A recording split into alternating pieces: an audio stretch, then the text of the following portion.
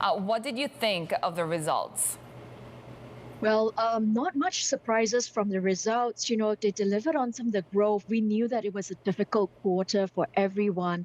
That is the October to December quarter. The company did actually deliver on the margins expansion. And really, I think what we are seeing in terms of the share price movement today was really the guidance and the outlook ahead. The company, particularly as they reiterate that they're going to go after the more price conscious bargain shoppers out there in mainland China.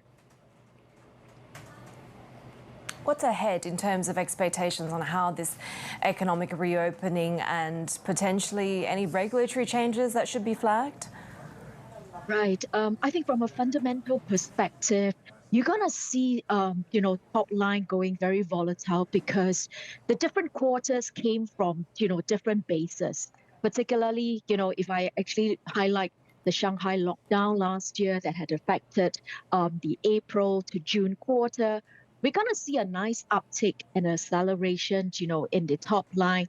But again, what JD is highlighting from their 10 billion yuan subsidy is that you're going to need to actually stimulate that consumption from the shoppers out there. And consumer sentiment, interestingly, in mainland China is just recovering and possibly still below that we know of pre-COVID levels. So that's the uncertainty that we're going to go and see, through the rest of the year.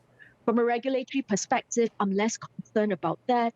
I think that for the e-commerce players, that has actually settled in terms of new regulation, new rules coming out. So as long as they actually abide by some of the standard that's been put in place, I think we can actually safely, moved on and look into the fundamentals for these companies.